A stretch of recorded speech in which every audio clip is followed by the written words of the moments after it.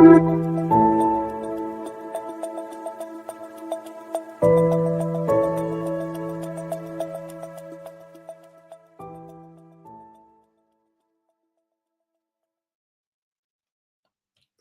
and welcome to another live episode of Marketplace Masters, sponsored by Merchant Spring, your go-to for marketplace analytics. We dive deep into the world of e-commerce, addressing the challenges and opportunities that Amazon vendors face in improving their commercial performance. Today, we're focusing on Amazon's annual vendor negotiations, or AVN, a crucial aspect for any brand looking to succeed on the platform.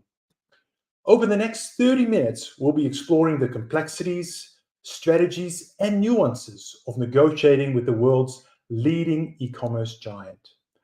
To help me do this, I've invited Ashley to join us on the show today.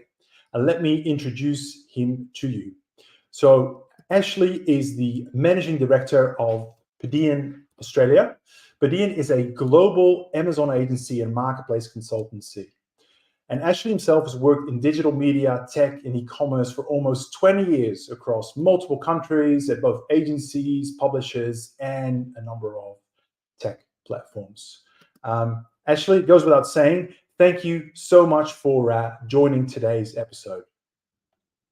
Thanks so much for having me. It's really great to be here. And I'm hopeful that the topics that we cover off today will be insightful for your audiences. And look, as you mentioned, Amazon isn't just another retailer. It's a multifaceted giant encompassing everything from media and analytics platforms to physical locations.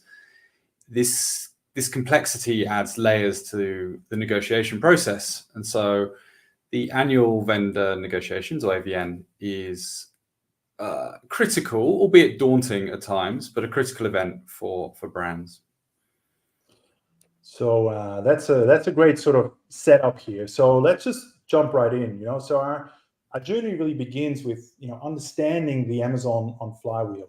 This concept is really central to Amazon's business philosophy. It's really important to understand that. It's about increasing range, attracting more customers, driving volume, lowering prices. And the cycle continues. For vendors, really understanding this concept is really vital in preparing for the annual vendor negotiations. So, let me just sort of kick right off, and let's just talk about. Sorry, get my notes here. Your perspectives on kind of the importance of AVN for vendors. Sure. Well, look, without stating the obvious, Amazon is the most successful e-commerce company in the world, and it's therefore a key sales channel for many brands across the globe. But Amazon's success, isn't just driven from innovation. They are ruthless negotiators, and I think they'll admit that themselves. And speaking bluntly, Amazon's negotiation tactics can be aggressive at times, and they're not just looking to make deals to make their customers happy. They're looking to optimize their own KPIs a lot of the time. And sometimes this can be at the expense of vendors. As you mentioned, Paul, the focus is on the flywheel. So when it comes to AVN, it's critical for them. It's a critical process for them to keep that sort of flywheel spinning. And this can often be very stressful for brands because a lot of the onus ends up being on them. And additionally, Amazon is not just a retailer; it's a media provider. It's an analytics platform. It has physical locations. It has multiple websites that it owns or it's associated with, and a whole bunch of other complexities. Other retailers, take for example in the States, maybe Target or Walmart, they just don't have that, or certainly not yet anyway. And so it's critical throughout the AVN process as a brand or an individual, engaged in the process to not get emotional. Like any decent negotiation, you've got to stay objective throughout, and just knowing kind of what Amazon will pressure you on and try and leverage you on really helps in preparation for that. Sometimes there might be threats, sometimes they're subtle, sometimes they're overt, but remembering, like in a relationship, remembering that it's about them and not you can be really helpful and help to keep things grounded. Yeah, look, that is a really super crucial insight. I mean, realizing Amazon's approach and how they, look at things can really shape how you enter these negotiations. How are these vendor negotiations structured, and how best would you recommend preparing for them? Yeah. So look, I can only really talk in general terms. We look after a range of different brands, both enterprise level through to smaller. And so this is very much based on our experiences and what we know about the market. But the important thing to remember is these AVNs they're not just meetings. There's a whole strategic process that goes into incorporating all the different elements that might be leveraged throughout the process and get to an end point. So if we break down what an AVN entails in its typical structure, and then we can look at how it impacts vendors at different tiers. Now, the different tiers is really important because I'll talk about this quite a few times, but it's critical to understand where you fit in with Amazon's own KPIs in terms of your value to Amazon. And so if you're a head, mid, or tail vendor, and this is typically all done on the revenue that you generate, Amazon's approach to the AVM will vary. So understanding where you stand in that tiering system is essential for tailoring your strategy and also helping you to prepare for what might come. So in terms of sort of overall things to bear in mind when you're entering an AVN, the first thing is time. Take your time. There'll be pressure to rush you, but actually stretching timelines puts the pressure back on them. And so be brave to push back and delay things, especially if you're missing bits of information or data that you might need to work out whether something that's being offered is of value. Prioritize what you need. Like any negotiation, like have your priorities and know that you're going to compromise on some of them, but know your deal breakers as well. Getting prepared at a more granular level, really understand your ASIN level profitability. A lot of vendors don't do this either because they don't know how to, or they aren't being supported in a way that allows them to understand this data. So, look at all the different things that makes an ASIN profitable. You might be shifting thousands of units of one particular ASIN, but as far as Amazon's concerned, it's crapping out. It can't return a profit, and therefore it's not that valuable. So having a really good understanding before you go into these meetings with ASIN by ASIN, and take into account all the fees, charges, penalties, damages, how much advertising you're spending for these ASINs, and your overall operational costs as well. Depending on how you're doing your fulfillment and everything else. Help yourself by understanding which areas they're going to tackle and have the data ready to support that. Obviously, Amazon's going to have a lot more data than you will, especially if you haven't been live for very long or anything else. And certainly category data you won't probably have access to. So they will have the upper hand there, but at least you can prepare your own camp and be ready. And on that, don't be afraid to ask for data. Say, look, I need to understand where I stand here. What is the ASP for this particular product in the category? Whatever you might need in order to help benchmark where you stand as a brand and how your products are performing. And again, I'll talk about this a bit later, but don't be afraid to look at what 3P might look like as opposed to 1P. So if you're 100% vendor, what does shifting to a seller look like, or a hybrid of the two? Again, backed up by data, having a really good understanding of the profitability across both models and what would work best for you, because that could be a really interesting tactic to put forward at some point in the negotiations. All of that said, be careful with what you say and what you reveal. Again, like any negotiation, your knowledge is your power. So only really provide what's necessary, to support your arguments and what you're trying to prioritize. So you need to weigh up the importance of Amazon as a channel for you, and ask yourself questions like, are you just focused on top line sales? Is it just revenue, or is it profit? Are you looking for more exposure? Can your operations manage 3P with weekly replenishments, for example, if you're going to shift to either a hybrid model or a seller model?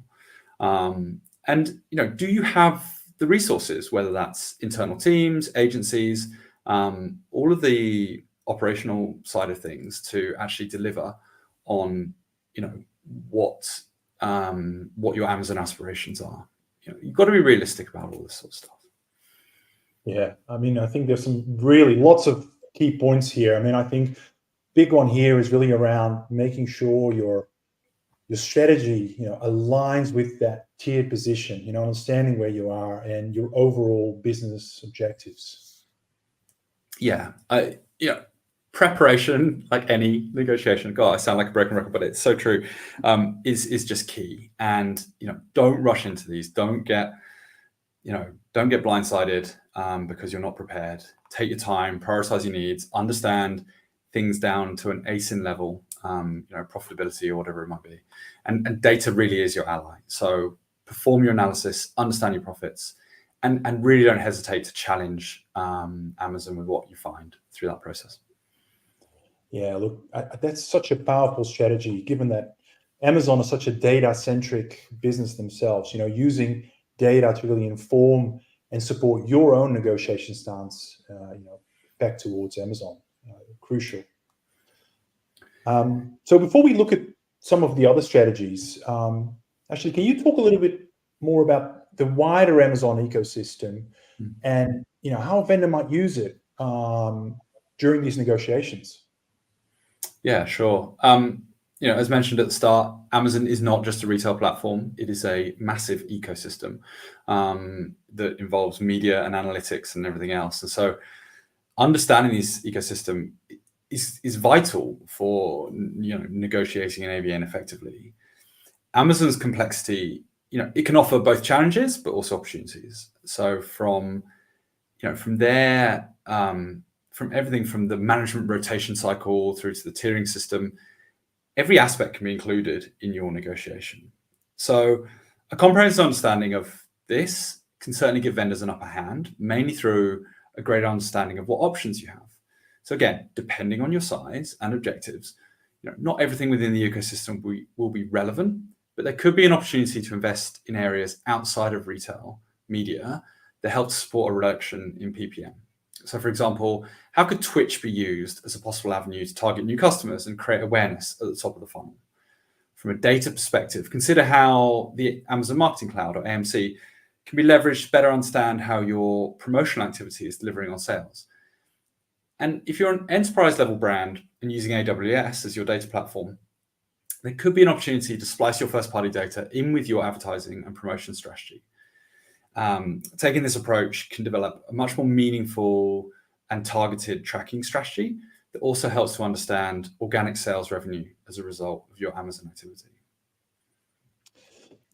Thank you. I can't help but notice that even as we're talking about some of the broader picture things, we're starting to use acronyms: AMC, AWS, and I can imagine that during the vendor negotiation process in particular, Amazon will use unique language and terms that may not even feature in the day-to-day management of your Amazon vendor account. Can you share, what are the terms that you've most come across the most, or you think are most useful to be across during these conversations, and of course, what they mean?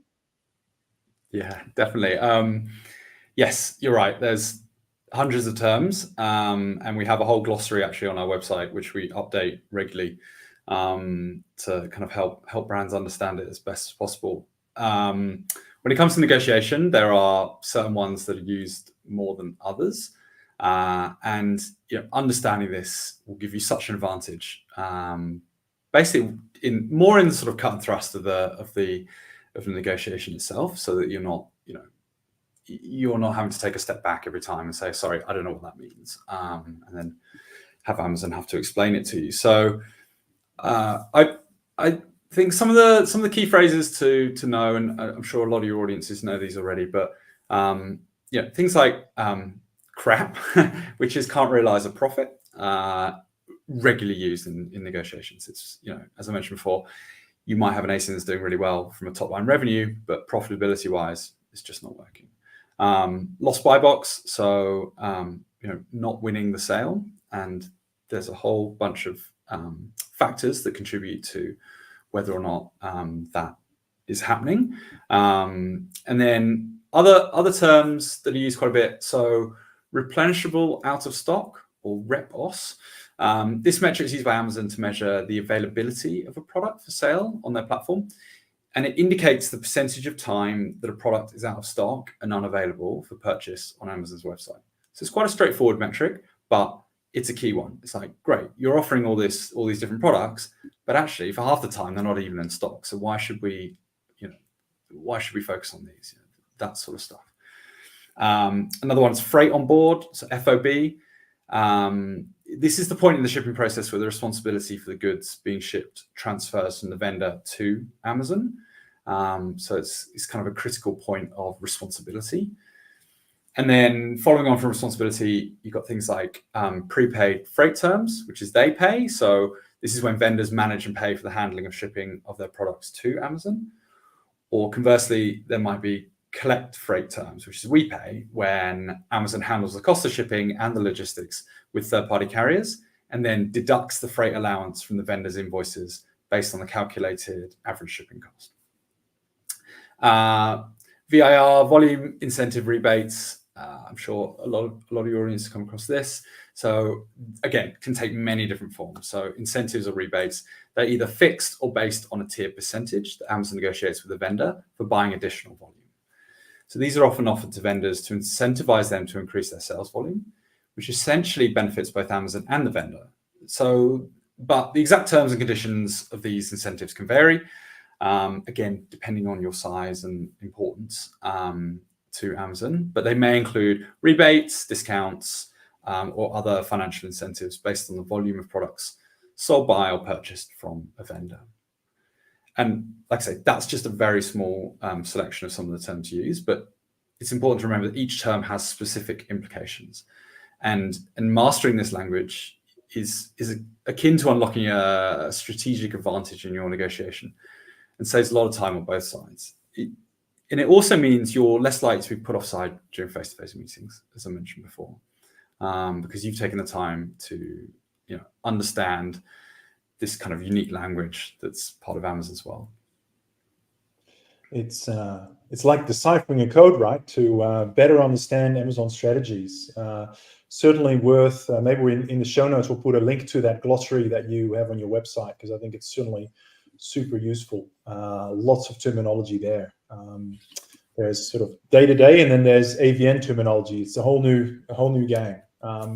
So now that we have a really good overview of the structure and the language, as well as the broader ecosystem, maybe can you help our viewers and our listeners understand what Amazon's objectives might be, and what leverage as your vendor you might have in addressing them? Yeah, definitely. So look, I can only speak generally to this, but understanding Amazon's objectives and then identifying your leverage points are crucial. So Amazon seeks vendor margin improvements and the addition of programs that create free cash flow, or FCF. Your leverage as a vendor lies in product selection, participating in Amazon programs, and how you manage your operations. And these are your negotiating chips. So tailoring your strategy around these leverage points can yield significant results. Amazon vendor managers, they neither manage nor promote the vendors themselves. Instead, they manage the respective profit and loss of the category under which the vendors' brands fall. So essentially, the ultimate goal of a vendor manager revolves around growing the top line and bottom line performance of the entire product category. So thus, in terms of success for vendor managers, it would mean securing the best possible terms for Amazon, i.e. increasing percentage of terms annually, when negotiating with vendors. Now, this isn't the absolute hard and fast rule, but it's kind of the general approach which Amazon takes. So just kind of knowing that at the back of your mind going into this is very helpful to kind of clarify what might be happening. Yeah. So that sort of talks about the framework, the objectives, and where the points of leverage may be for you as a vendor. What about the specific tactics, right? We sort of hear a lot of these sort of things and rumors and anecdotes, but what about the tactics being used and by Amazon and how a vendor might counter them? Yeah. Again, the most important thing is to stay objective and have a really good understanding of, or have a very strong view on what your ceiling and what your floor is, because that's the parameters you've got to work within. Amazon will use many different negotiation tactics, such as rejecting first offers and anchoring high. So it's crucial to understand Amazon's approach and prepare counter strategies, as you say. So if they anchor high, you need to anchor low, and then focus on finding the zone of possible agreement, so that middle ground. Like any negotiation, as I said, always know your floor and your ceiling, but also be mindful of the longer term impact of the negotiations as well, because there might be something that is a quick win for the next quarter, but what does that look like in 12 months time? Because these are annual. You're not, this isn't set and forget. Well, it kind of is, but only for 12 months, if that. So take a balanced approach, maintain firmness whilst also aiming for mutual benefit. And words of Stephen Covey, win-win or no deal. And it is like that. Don't think you're going to win all out. And as I've said throughout, always be realistic about your actual value to Amazon, and therefore how much room for negotiation you can play with. If you're a small player, don't expect to be dictating terms. Also, don't be a pushover. And if you find yourself in a position where you can't negotiate any further, and the proposed terms are just unfeasible for you as a business, consider other options, such as switching to 3P or a hybrid of the two models. Yeah. I'd love to dig into some real live scenarios in terms of this annual vendor negotiation. I'd love to sort of get some thoughts from you on your experience in terms of, what do you see as, what have you seen in terms of successes and perhaps some of the challenges that are faced by vendors as they navigate this process? Sure. So managing Amazon's ask will vary due to the focus of the AVN for that year, and their focuses and objectives change every year. So it could be an increase in damage allowance or freight allowance or price reduction, for a specific subset of ASINs to close some profitability gaps. So there's a whole range of different scenarios, but one that we'll look at today would be taking a look at what damage allowance might look like. So in this scenario, Amazon's asking for a 3% increase in damage allowance. Now, what do they really need? Well, most likely they want to fill a financial gap between the current damage allowance and the actual damage costs. And then it's like, okay, well, what would they consider swapping? So maybe operational improvements designed to reduce damages and returns, maybe a modified return rights so that Amazon's no longer responsible for damaged products, or a reduced increase in the requested accrual. Again, this is where analysis and your approach is critical. So first point is to ask Amazon for the data. Ask them to provide actual damage rates by ASIN, pull returns data by ASIN from Vendor Central for trailing 12 months. And then with that, calculate the approximate financial impact of the ask so that you can understand it in dollar terms. And then move your focus to the items with the highest rates and amounts from number one down. For example, if you had ASIN X had a damage rate of 20%, and ASIN Y had a damage rate of 8%, but makes up 30% of total damages, and ASIN Z has a damage rate of 40%, but makes up 2% of total sales. That is really useful data. So then, negotiate alternative actions on these SKUs in place of the accrual increases to find where Amazon may be willing to focus instead of the full accrual increase. So, for example, propose moving ASIN X to a dropship offer to reduce the likelihood of damages, and mainly by reducing the number of operational touches in the normal inbound receipt process. Alternatively, propose packaging improvements for ASIN Y to qualify for SIOC, so ships in own container, to reduce the likelihood of damages during normal inbound receipt outbound process. All of that. Or another option might just be to discount ASIN Z to eliminate its impact on damages. That is great practical advice, and just picking one scenario and working through that. Really, I appreciate that practical perspective, Ashley. Thank you for that. Learning from these experiences and learning from how others have gone about it can be extremely beneficial for vendors and our audience. Thank you for that. So, as we look to the future, particularly 2024, I'm sure in the mind of many of our viewers and listeners, what's your read here? How might AVN and Amazon's strategy evolve? And perhaps more importantly, how can vendors stay ahead of the curve? Yeah, curve being the operative word there, because there are many curveballs that are thrown from Amazon without any warning. But yeah, like I said at the start, based on what we know of the brands that we work with, we have a fairly good idea of what might be coming up and how best to navigate it.